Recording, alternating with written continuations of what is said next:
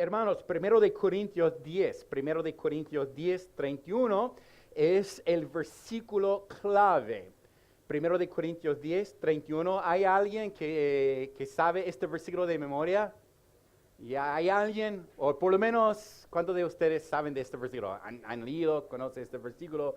Y hay un campamento en Estados Unidos que antes de comer, todos los jóvenes se ponen de pie y citan este versículo juntos antes de recibir los alimentos. Y bueno, es un versículo muy conocido, pero queremos ver todo el contexto, que dice: si pues coméis o bebéis o hacéis otra cosa, hacedlo, que dice, todo para la gloria de Dios. Es decir, que nosotros como creyentes y nosotros como iglesia existimos para la gloria de Dios. Y la pregunta es, ¿cómo? ¿Cómo podemos hacer todo para su gloria? ¿Cómo puedo yo comer mi carne y tomar mi Coca-Cola y glorificar a Dios a la misma vez? A veces cuando nosotros leemos este pasaje o este versículo, sin ver el contexto, quizás la imagen que tenemos en nuestra mente es una persona sentado solo en la mesa, dando gracias a Dios por los alimentos antes de comer su ayuya. Ya, eso es lo que pensamos. Pero si nosotros tomamos todo el contexto, vamos a ver que hay mucho más que dar gracias a Dios por la comida. Okay, vamos a ver el contexto, pero antes vamos a orar y pedir a Dios que me ayude en este mensaje. Y también, hermanos, quiero pedirles que oren por el campamento de jóvenes. Tengo el privilegio de predicar en las tardes. Y la verdad, quiero ver la mano de Dios obrando entre los jóvenes.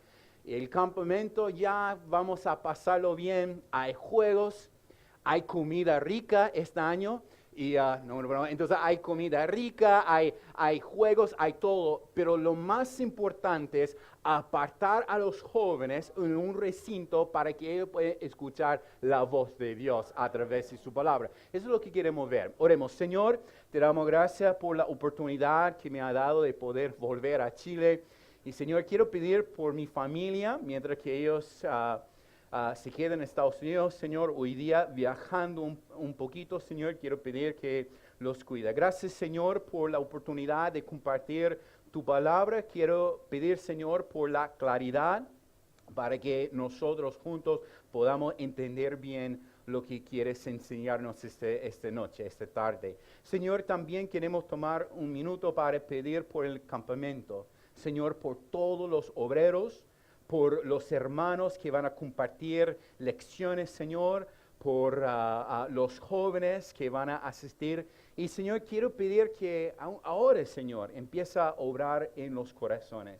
Y, Señor, lo que queremos ver son jóvenes entregados a la obra del Señor. Y, Señor, quiero pedir también que su nombre sea glorificado en nuestras vidas, en el nombre de Cristo. Amén. Entonces, este versículo 31 dice, no importa si estamos comiendo, bebiendo, debemos hacer todo para la gloria de Dios. Pero ¿cómo hacerlo? Y quiero comenzar compartiendo un testimonio que yo escuché mientras que estuve en una conferencia en Estados Unidos. Hubo un misionero que estaba preparándose para ir a India.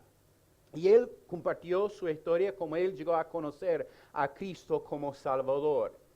Y ese joven tuvo padres cristianos, pero él se rebeló contra las cosas de Dios y no quería tener nada que ver con la iglesia y salió de la casa de sus papás y empezó a meterse en drogas y alcohol.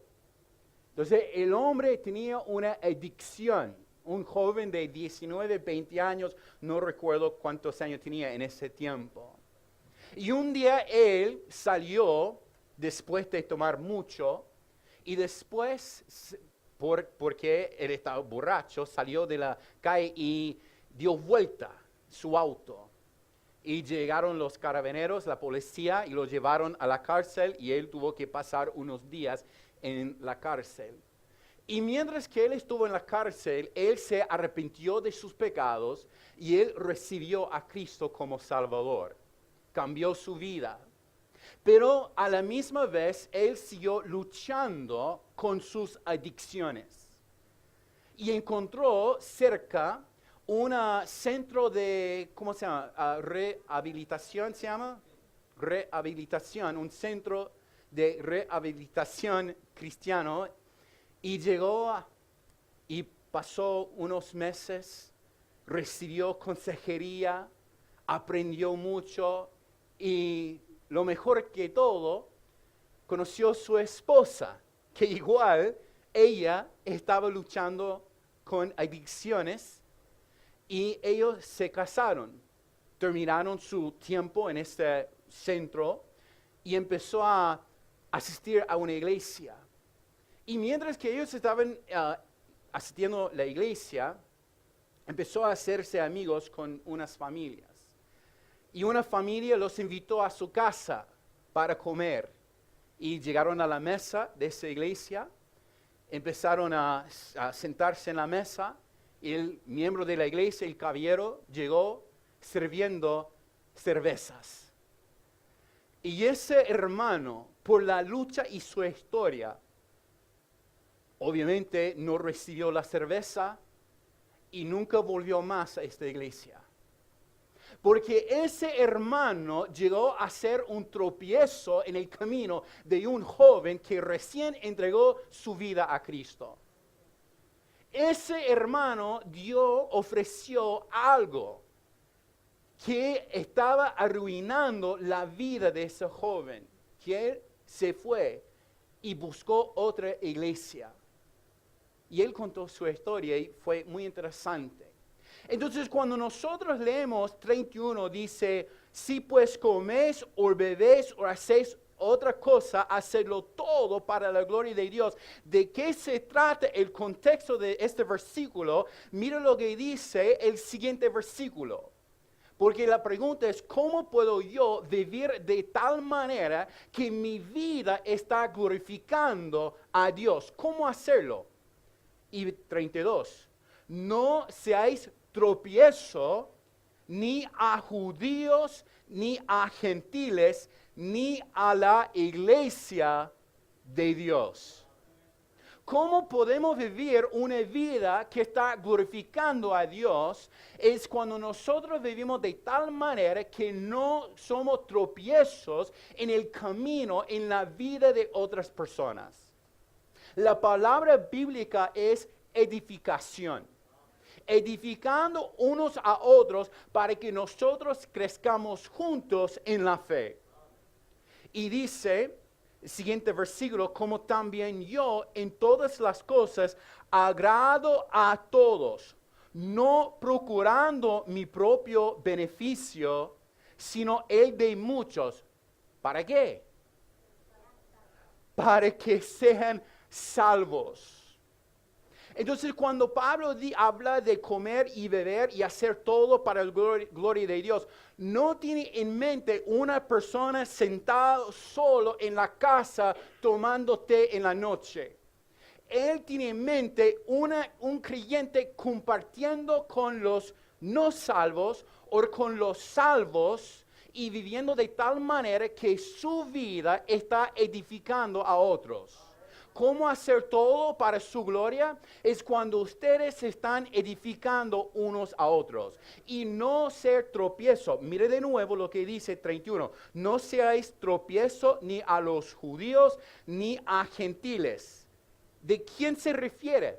Los no salvos. Entonces nuestra vida debe ser de tal manera y digno del Evangelio que nosotros no somos tropiezos en el crecimiento espiritual de otras personas. Y en versículo 32 tenemos dos grupos, o la verdad 3 grupos. Tenemos judíos gentiles, son del mismo grupo, no creyentes, y también dice, ni a la iglesia de Dios. Entonces podemos dañar nuestro testimonio ante un inconverso y también ante de los hermanos. Y Pablo dice, ¿por qué? Porque Él quiere procurar la salvación de muchas personas. Ahora pensamos, ¿por qué existe la iglesia? ¿Por qué estamos aquí? Piensa de la gran comisión. Predicamos que el evangelio y hacemos que discípulos. Entonces, ¿de qué se refiere Pablo acerca de hacer todo para la gloria de Dios? ¿Cómo es Dios glorificado? En la comida o en la bebida, no por la cantidad, ¿cierto?, de que comemos, no. Él está glorificado cuando nosotros, no importa lo que estamos haciendo, las actividades cotidianas de la vida, de alguna forma, tiene la preocupación o procura la salvación de otras personas. Entonces, quiero ver como más del contexto. Miren lo que dice 23. Pablo dice, todo me es lícito, pero no todo conviene. Todo me es lícito, pero no todo edifica. Aquí él está hablando de cosas que quizás no son pecados en sí mismos, pero pueden llegar a ser un pecado si no tenemos cuidado. Bueno, más temprano en este capítulo, Pablo sí habla de cosas que son pecados. Por ejemplo, en versículo 7 dice, no seáis idólatras. Versículo 8, ni forniquemos. Versículo 9, ni tentemos al Señor. Versículo 10, ni murmuréis. Entonces, hay cosas que un creyente no debe hacer. Pero en versículo 23, bueno, nosotros estudiamos Primero de Corintios hace tiempo. No sé si ustedes recuerdan, hermanos, la controversia en la iglesia. Había la práctica en los templos paganos de ofrecer sacrificios. Y el hecho que en la ciudad hubo mucho más paganos que creyentes, había mucha carne, porque la gente estaba llegando en los templos ofreciendo sacrificios a los ídolos. ¿Y qué hicieron con esta carne? Después llevaron la carne a la feria para vender la carne. Entonces había una controversia entre creyentes y si se permite comer esta carne o no debemos comer la carne, porque la verdad es nada más que carne. Pero en algún momento esta carne fue usada en una ceremonia en un templo. Entonces Pablo dice, mira, podemos comer porque nosotros sabemos que un ídolo no es nada. Oye, yo no tengo temor de los ídolos, ¿ok? Porque no son nada, son madera, son piedra, y no tienen poder, no tienen ojos, no pueden ver. Y nosotros sabemos eso, pero la preocupación de Pablo no es su conocimiento, sino la conciencia de un hermano más débil o la conciencia de una persona que no es creyente. Y él dice, todo me es lícito, pero no todo conviene. Todo me es lícito, pero no todo edifica. Entonces, marca la palabra edifica, edificación. Porque, de nuevo, queremos ver todo el contexto. Glorificamos a Dios cuando nosotros edificamos unos a otros. Mire el siguiente versículo. Ninguno busque su propio bien, sino el del otro. Entonces, tengo al lado escrito en mi Biblia, salvación y edificación. Piénselo. La meta que ustedes tienen esa semana, ustedes deben salir de esa iglesia pensando, ¿cómo puedo yo procurar la salvación o la edificación de otra persona? Porque yo no quiero buscar mi propio beneficio, no quiero buscar mi propio bien, sino quiero buscar el del otro. Mira lo que dice 25. De todo lo que se vende en la carnicería, comed, sin preguntar nada por motivo de conciencia. Es decir, mira, si quiero comprar, compra nomás, no debe ser, fue sacrificado un ídolo, ¿a qué ídolo fue? No, dice, come nomás, porque después de todo es nada más que carne y encima es de oferta, ¿ok? Es lo que dice Pablo. Y dice, siguiendo, porque del Señor es la tierra y su plenitud. Esta carne no pertenece a un ídolo, porque todo es del Señor. Disfrútala, es lo que dice Pablo. Dice versículo 25, si algún incrédulo os invita y quiere decir, de todo lo que se os ponga delante, comed, sin preguntar nada por motivo de conciencia. Y vamos a volver a este versículo. Dice 28, mas si a alguien os diere, esto fue sacrificado a los ídolos, no lo comáis por causa de aquel que lo declaró y por motivos de conciencia, porque del Señor es la tierra y su plenitud. Entonces parece que hay una contradicción aquí y vamos a explicarlo, porque dice Pablo en un versículo, comed, y después dice, no lo comáis. Pero ¿qué debo hacer? ¿Debo comer o no comer? Recuerden, debe pensar en la conciencia de la otra persona. Y siguiendo, versículo 29, dice, la conciencia, digo, no la tuya, sino la del otro. Pues, ¿por qué se ha de juzgar mi libertad por la conciencia de otro? Y si yo con agradecimiento participo, ¿por qué ha de ser censurado por aquello de que doy gracias? Y después, 31, volvemos al versículo clave. Si pues coméis o bebéis o hacéis otra cosa, hacedlo todo para la gloria de Dios. Entonces, el contexto del versículo 31 es que es un creyente compartiendo con una persona más débil, sea una persona débil en la fe o un inconverso, que nosotros hacemos todo para su gloria cuando la preocupación principal nuestra es la que salvación y la edificación de otras personas. No llenar mi guata, ¿cierto? No, salvación y edificación de otra persona. Entonces, hermanos, ¿cómo hacer todo para la gloria de Dios? Es cuando vivimos de tal manera que muchos sean salvos. ¿Cómo hacerlo? No seáis tropiezo a los no creyentes. Hay algo en su vida que está estorbando a otra persona a llegar a conocer a Cristo. Es su vida un tropiezo a la fe cristiana.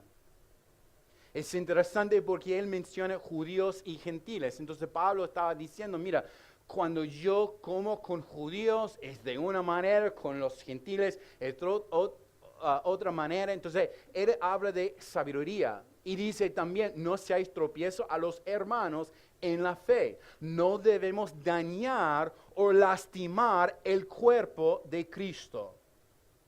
Entonces en la congregación, nuestro ministerio principal es la edificación de cada persona. Es decir, que llegamos a la iglesia, recibimos enseñanza, disfrutamos de la comunión para salir y hacer la obra de Dios. Y piensen eso. Estando aquí, estamos recibiendo comunión, pero la verdad no estamos tanto haciendo la obra de Dios, porque hacemos la obra cuando salimos. Aquí es un refugio nomás. Estamos aquí de vacaciones del mundo, ¿cierto? Pero después tenemos que salir y tenemos que hacer la obra verdadera de Dios. Entonces, ¿cuáles son los requisitos que tenemos, hermanos? ¿Cuáles son los requisitos para hacer todo para su gloria?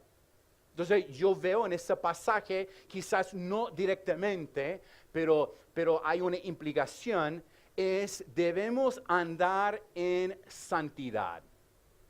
Santidad, es decir, ser un creyente santo. ¿Qué es ser un creyente santo? Ser como Dios. De hecho, Pablo termina esta parte, capítulo 11:1, sed imitadores de mí, así como yo de Cristo. Entonces, nosotros como creyentes debemos andar en santidad. Pablo toca ese tema especialmente en la primera parte de ese capítulo. Cuando él habla mucho, entre el versículo 1 hasta el versículo 10, habla mucho acerca de la santidad del creyente. Entonces nosotros como creyentes debemos andar en santidad. Número 2, andar en amor fraternal. Amando a la iglesia, amando al judío, amando al gentil y también a la iglesia de Dios. Ese amor fraternal que nosotros tenemos nos va a... ¿Qué dice el versículo? El amor de Dios, el amor de Cristo nos constriñe, es la palabra constriñe. Entonces, ¿qué pasa? Pone límites en nuestra vida. Hay cosas que yo no voy a decir, quizás el antiguo Jason dijeron, pero yo no voy a decir porque el amor de Cristo que me controla, pone límites en mi vida. Entonces nosotros como creyentes queremos glorificar a Dios. ¿Cómo hacerlo? Cuando nosotros no somos tropiezos en el camino de otras personas. ¿Cuáles son los requisitos de no ser un tropiezo?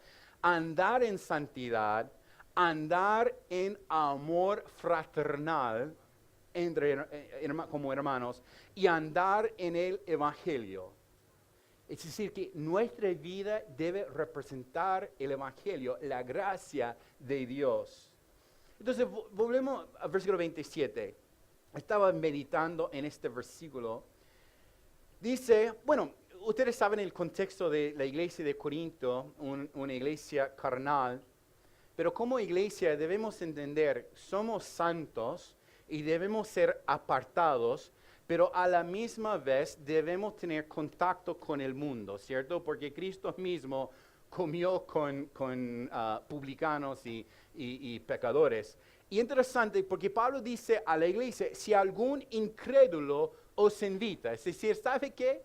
Debemos esperar interacción con los no creyentes. Que no es malo tener comunión en un sentido, compartir con los no creyentes. Dice, si un incrédulo os invita y queréis ir, si quieren aceptar la invitación, bueno, si su vecino te invita a un asado, puede ir. Y dice, mira lo que dice, si alguno incrédulo os invita y queréis ir, de todo lo que se os ponga delante, comed. De nuevo, el contexto aquí es la comida o la carne sacrificada a ídolos. Nunca debemos tomar este versículo como permiso de decir, entonces voy a la casa de mi vecino, me invitó y hay una fiesta y tiene un DJ, entonces yo voy a bailar y voy a tomar, entonces porque quiero compartir. No, ese no es una esencia de pecar. Porque es muy claro en la primera parte del capítulo que el creyente no debe pecar. Se trata de compartir con ellos. Pero interesante, dice, debemos comer lo que pone delante. Pero versículo 28 es interesante, más si alguien os diere, esto fue sacrificado a los ídolos. Entonces piensa en el contexto histórico. Entonces, creyente, vecino no es creyente, él es de otra religión, él va todos los días al templo y me invita a su casa. Y él pone en la mesa carne y él dice antes, bueno, la semana pasada ofrecimos esta carne a nuestro Dios Ra, ok, porque no puedo pensar en otro Dios. Ra, ok, nuestro Dios del sol, Ra. Entonces, y ahora el creyente tiene problema. Porque antes, en versículo 27, ni tocaron el tema de idolatría. Pero el momento que el no creyente que nos ha invitado dice, fue sacrificado a los ídolos, ahora tenemos un conflicto de conciencia. Porque, ¿por qué ese hombre fue sacrificado a los ídolos? Porque él quiere presentar su ídolo. ¿Me entiendes la idea? Y dice, en esta ocasión no lo comáis por causa de aquel que lo declaró por su conciencia. Porque en ese momento tenemos como creyente la oportunidad de que presentar nuestra fe. ¿Ok? Entonces yo sé a veces cuando mi familia que no son creyentes me invitan, entonces yo creo que conté la historia que fui a visitar familia antes de salir a Chile, misionero, bautista, fundamental. Y mi familia, de parte del lado de mi mamá, me invitó y una barbecue, lo que decimos allí. Entonces, y después llegaron otra familia con un cooler grande, un cooler lleno de cerveza. Pero esta fiesta para mí. Yo no tomo, ¿qué pasa? Entonces, Pablo dice eso. No debemos evitar tales invitaciones, pero no debemos estar sorprendidos si la invitación nos hace sentir incómodo en algún momento. Porque si nosotros pasamos tiempo con familias que no son creyentes, con amigos que no son creyentes, sin duda van a hacer o van a decir cosas que son contra la palabra de Dios. Pero Pablo no dice que no debemos aceptar la invitación. Pero lo que dice, si llega el momento en que nosotros tenemos que estar firmes en la fe, no debemos tener vergüenza de tomar una posición bíblica ante ellos. Y dice, si ellos dicen, fue sacrificado a los ídolos, bueno, ese es el contexto. Yo sé que nuestro contexto es diferente, pero si uno dice, ese fue sacrificado mi vecino, no debemos comer. ¿Por qué? Es una oportunidad de enseñar a esa persona que como creyente, mi Dios es el Dios único. Y yo no puedo comer esta carne. No porque queremos ofender. Entonces, nunca un no creyente fue ofendido cuando yo he dicho, yo no tomo. ¿Sabe quién se ofende a veces? Los creyentes, que después quiere discutir porque para ellos es lícito. Pero ninguna familia mía que no es creyente nunca trató de discutir conmigo acerca de mi posición. Pero a veces los creyentes sí. Increíble, ¿no? Increíble. Pero aquí dice, para hacer todo para la gloria de Dios, debemos andar en santidad, debemos andar en amor fraternal, debemos andar en el Evangelio. Entonces, la clave es salvación o procurar la salvación y edificación de otras personas. Entonces, me llegó fuerte, versículo 27, si algún incrédulo os invita, Pablo dice, si queréis ir, come todo, disfruta el tiempo con ellos, pero debe estar a la misma vez preparada para dar una respuesta de nuestra fe. Leí un libro interesante, un libro con un título, El Evangelio viene con la llave de la casa. Ese es el título de ese libro. Escrito por Rosaria Butterfield, un nombre, un apellido bien gringo allí. Entonces, Rosaria. Y en ese libro, ella cuenta su historia. Tiene otro libro que cuenta más su testimonio. Pero ella era una profesora en una universidad en Nueva York. Una profesora de la izquierda, feminista, radical, lesbiana. Eso fue antes de conocer a Cristo. Entonces, ella como parte de su trabajo, ella empezó a estudiar lo que decimos en Estados Unidos, el derecho religioso, ¿ok? El lado conservador. Entonces, ella siendo feminista radical en un estilo de vida contra la palabra de Dios, ella empezó a atacar gente como nosotros, religiosos. Y mientras que ella estaba investigando, preparando su libro contra lo que decimos la derecha religiosa, ella empezó a hablar con un pastor en Nueva York. Y ese pastor siempre tenía un tono amigable, amable con ella. Y la esposa del pastor a veces hizo como pan, tortas, y fue a la casa de esa señora para entregar unos postres. Y ella, mientras que ella buscaba información contra los religiosos, el pastor la invitaba a su casa a comer. Y ella escribe en su testimonio como cuando el pastor oraba antes de comer, como su oración fue poderosa. Y poco a poco ella empezó a leer la Biblia, no porque ella estaba buscando fe, sino ella estaba buscando una forma de refutar la Biblia. Pero todo el tiempo, la amistad de este pastor, la amistad de la esposa del pastor hacia ella, después de tiempo ganó su corazón. Y ella contaba en su historia cómo ella decidió de ir a la iglesia. Y ella fue a la iglesia, pero no quería entrar. solamente se estacionó enfrente, en la calle, observando a la gente entrando, observando a la gente saliendo. Y ella hizo eso por semanas. Porque tiene temor de entrar a la iglesia siendo feminista, izquierda, radical, antirreligiosa, anti-Dios. Entonces ella no quería entrar.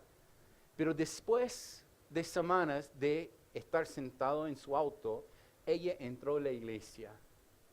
Y lo que ella recibió fue lo que ella no esperaba. Hermanos cariñosos. Y ella empezó a hablar con las personas acerca de por qué ellos tienen fe. Y lo que ella aprendió es que cada persona tiene una vida, antes de conocer a Cristo, tenía una vida quebrada. Y como Dios cambió vidas, lo mejor de eso es que ella se arrepintió, recibió a Cristo. Y esa misma dama que antes era profesora, izquierda, feminista, radical, ahora es esposa de un pastor con hijos. Y ella enseña a sus hijos en casa, que es lo más conservador de todo. Entonces es lo que hace ella. ¿Por qué? Porque hubo un pastor que estaba comiendo, bebiendo, haciendo todo para la gloria de Dios. ¿Por qué? Porque su preocupación principal era salvación y edificación. Y quiero terminar con un pasaje. ¿Cómo estamos con el tiempo? ¿Cuántos minutos predicaste? 50, estoy bien. Ok. Entonces, mira lo que dice 1 Corintios 9, 19. Entonces, mientras que está buscando una pregunta, ¿es tu vida usada para ganar a otros, a Cristo? ¿Estás procurando la gloria de Dios a través de ganar y edificar a otros? Requiere una vida santa. Gracias, hermano. La verdad, quiero echarlo encima de mi cabeza, pero no voy a hacerlo. Entonces, hermanos, requiere una vida santa, una vida agradable y una vida intencional. Es decir, que Pablo, cuando habla de comer, beber, recibir la invitación a comer en la casa de un incrédulo, fue con intención. Dios me permita compartir con esta persona. Dios, estoy buscando la oportunidad. Entonces, mira lo que dice Pablo. Ok, quiero que ustedes adivinan la frase clave en este pasaje, ¿ok? Voy a leer este pasaje 19 a 24, ustedes tienen que adivinar el tema que se repite, ¿ok? Dice, por lo cual, siendo libre de todos, me ha hecho siervo de todos para ganar a mayor número. Me ha hecho a los judíos como judío para ganar a los judíos, a los que están sujetos a la ley, aunque yo no esté sujeto a la ley, como sujeto a la ley, para ganar a los que están sujetos a la ley. A los que están sin ley, como si yo estuviera sin ley. Mire lo que dice, no estando yo sin ley de Dios, sino bajo la ley de Cristo. Entonces, muy claro, no está diciendo que el creyente hace lo que quiere. Para ganar a los que están sin ley. Me ha hecho débil a los débiles para ganar a los débiles. A todos me han hecho de todo para que de todos modos se salve a algunos. Y eso hago por causa del Evangelio, para hacerme copartícipe de él. Entonces, ¿qué es una frase que se repite? ¿Ah? Para ganar. No sé qué dijo Pablo, pero no fue la respuesta correcta. Ya, todo, no me está escuchando, no, pero para ganar, ¿qué dice la primera parte del versículo 19? A mayor número, sea judío, sea gentil, sea débil, sea libre, no importa. Lo que Pablo quiere hacer es vivir su vida de tal manera que no sea tropiezo, sino que su vida sea un camino para que otros lleguen a conocer a Cristo como Salvador. Versículo 23 dice, y esto hago por causa del Evangelio para hacerme copartícipe de él. ¿Qué quiere decir? O sea, la verdad es Cristo quien salva, ¿cierto? Nosotros no tenemos ese poder. Pero podemos ser copartícipe en eso. Podemos ganar a alguien a Cristo. Podemos compartir la fe con otra persona. Ese es ser copartícipe de Él. ¿De qué? Del Evangelio. Ser un instrumento. Y pensé en versículo 27, ese mismo versículo en la mañana, cuando el hermano Víctor estaba predicando, pensé en 9:27. Pablo dice, sino que golpeo mi cuerpo y lo pongo en servidumbre, no sea que habiendo sido heraldo para otros, yo mismo venga a ser eliminado. Ese ser eliminado no está hablando de salvación, no es decir que Dios va a borrar nuestro nombre del libro de la vida. No se trata de ser eliminado de su amor, se trata de ser eliminado en cuanto a nuestro ministerio y la eficacia de nuestro ministerio. Él no quiere llegar a ser y no tener un ministerio, ser eliminado, vivir una vida que es nada más que un tropiezo, una vida que es nada más la excusa de muchas personas por la cual ellos no llegan a la iglesia, no quieren vivir de tal manera. Entonces, hermanos, volviendo al versículo principal, y voy a terminar. Si pues coméis o bebéis o hacéis otra cosa, hacedlo todo para la gloria de Dios. De nuevo, el contexto no es usted sentado solo en la casa dando gracias a Dios por los alimentos. El contexto es la interacción nuestra con otras personas. Que las cosas que hacemos, aun tan simples como comer y beber, debemos hacer todo para su gloria, y cuando Él está glorificado, cuando nosotros procuramos la salvación y la edificación de otras personas. Oremos. Señor, te damos gracias por la oportunidad que me ha dado de compartir de nuevo con mis hermanos. Y Señor, te pido, Señor, te ruego, que no queremos como hermanos, como iglesia, malgastar las oportunidades que tenemos o las interacciones que tenemos con otra gente. Y Señor, no queremos vivir vidas que siempre buscan nuestro propio bien, sino queremos vivir vidas disciplinadas, vidas santas, vidas que son como luz en el mundo, para que muchos sean salvos. Señor, ayúdanos a mantener el propósito de salvación y edificación en nuestra mente y en nuestro corazón.